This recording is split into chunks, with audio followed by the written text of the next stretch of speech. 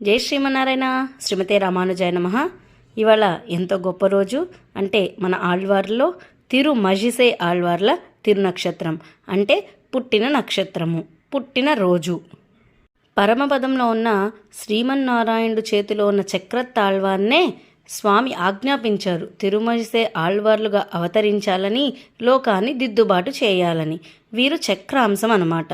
పుష్యమాసము, మఖా నక్షత్రము, మన చెన్నై దగ్గర ఉన్న తిరుమజిసైలో అవతరించారు ఈ ఆళ్వార్లు.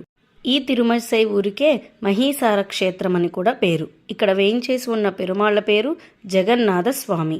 భార్గవ ఋషి తన భార్య నిండు శూలాలిగా ఉన్నప్పుడు అడవిలో నీళ్లు తీసుకోవడానికి వెళ్తూ ఉన్నారు ఇద్దరు. అప్పుడు పులి గట్టిగా అరిచింది.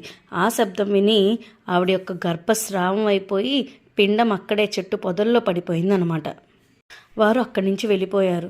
ఆ పిండానికి ఆ ఊర్లో ఉన్న మంగవల్లి తాయార్లు, అంటే భూపిరాటి యొక్క కటాక్షం కలిగి అవయవాలు ఏర్పడ్డాయి. ఆయనే తిరుమజిసై ఆళ్వార్.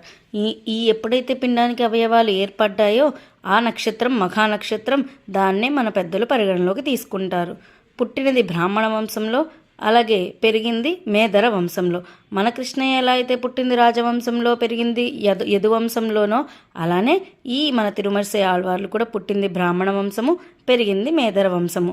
కానీ కూరత్తాళ్వార్ ప్రమాణంలో మన కృష్ణయ్యని వైశ్యకులంలో పుట్టారని కూడా అంటుంటారు. రాజమన్నార్ కోవిల్లో ఉత్సవాలు ఎంతో ఘనంగా జరుగుతుంది. ఒకరోజు కృష్ణయ్యకి శెట్టియార్ వేషం వేస్తారు. చిల్లర కొట్టుల సరుకులు, త్రాసు అన్నీ పెడతారనమాట.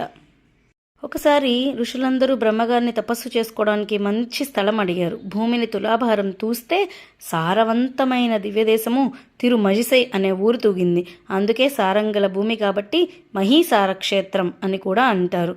తిరువాళన్ అనే మేదరి భార్య పంగయ్య సెల్వి. వీరిద్దరికి బిడ్డలు లేరు. తల్లిపాలు తాగకుండా, ఆహారం లేకుండా అందరి పిల్లల్లో ఎదుగుతున్నారు మన తిరుమజిసై ఆళ్వార్.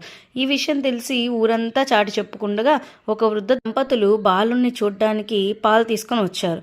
అయితే ఆ పాలలో కొన్ని తాగి వదిలేశారు తిరుమజిసై ఆళ్వార్. ఇప్పటి వరకు ఏమీ స్వీకరించని వారు కొన్ని పాలు తాగి వదిలేస్తే ఆ శేష ప్రసాదాన్ని స్వీకరించగా వృద్ధ దంపతులకి భాగ్యం కలిగింది, పిల్లల భాగ్యం.